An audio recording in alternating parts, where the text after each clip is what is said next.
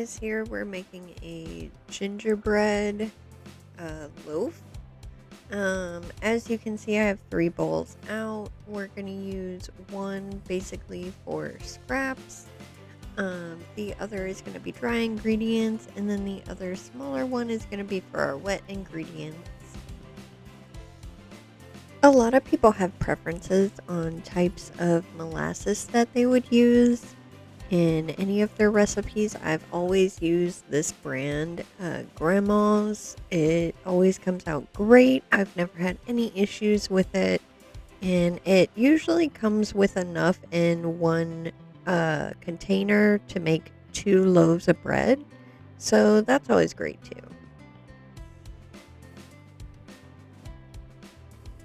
I left this butter out for a good 5 to 10 minutes before I even started this with a hot bowl over it to try to get it to, be melty but not melty. It just wasn't quite there yet, so I wound up popping it into the microwave for about 5 seconds and then it was just fine. The reason you don't want just straight melted butter is actually because it's going to mess with the texture and the density of the finished product. So that's why you just kind of want it softened, but not like chunky, just like kind of soft butter.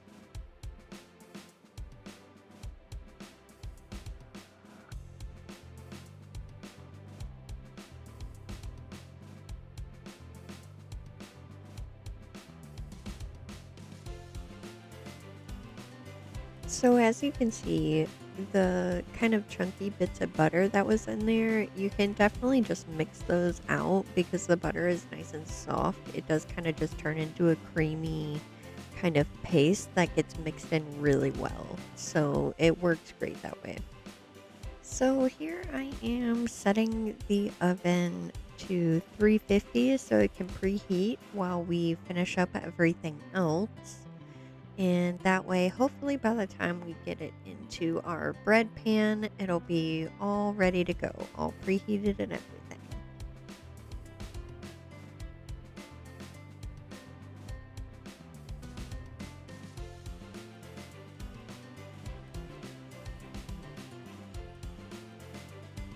Baking soda is very important when you're making bread or anything that's going to rise.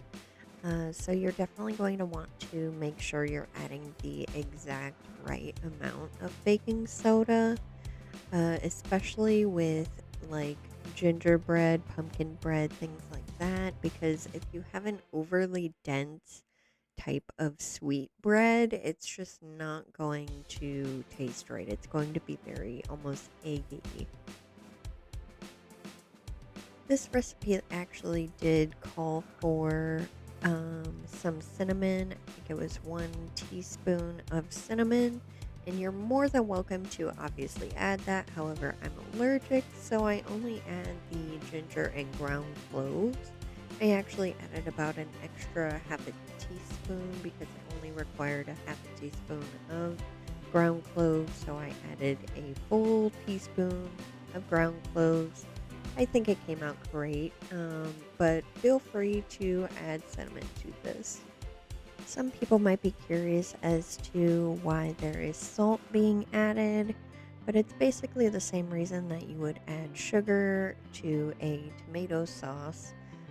You always have to have something to kind of combat the extra sweetness so the saltiness can come through. And it's such a small amount, it's not going to be a salty bread at all. It's just kind of going to neutralize anything extra.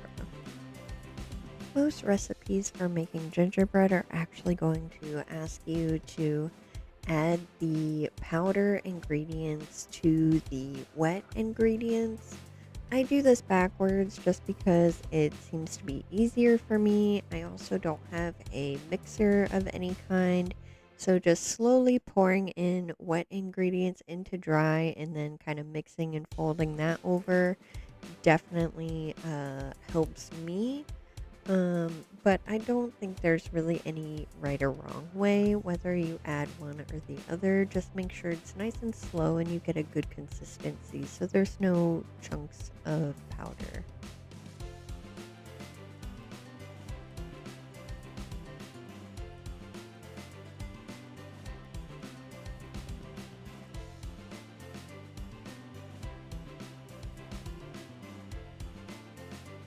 This recipe calls for adding hot water, like specifically really hot water.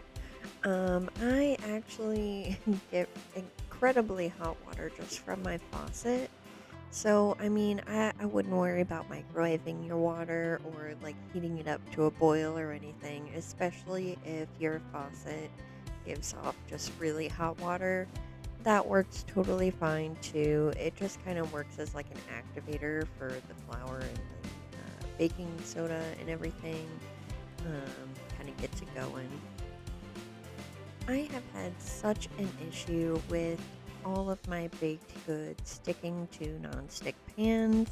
So I've taken it upon myself to basically super grease every pan that I use pretty much every time because I am terrified that I'm going to ruin it because it has happened so many times before.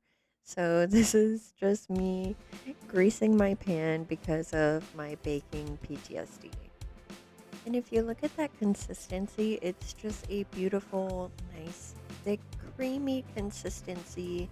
That is what you're looking for when you are at this final stage of pouring it into your loaf mold and right before you stick it in the oven.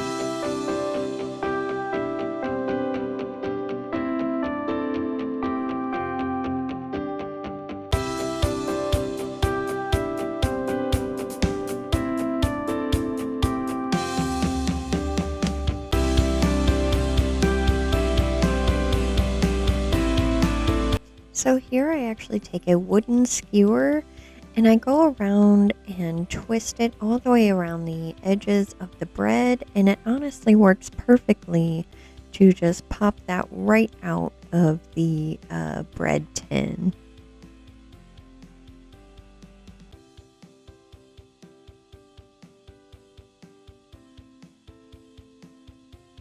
And then you're able to just easily flip it right out of the pan and then flip it onto a little cooling rack to let it cool a little bit longer.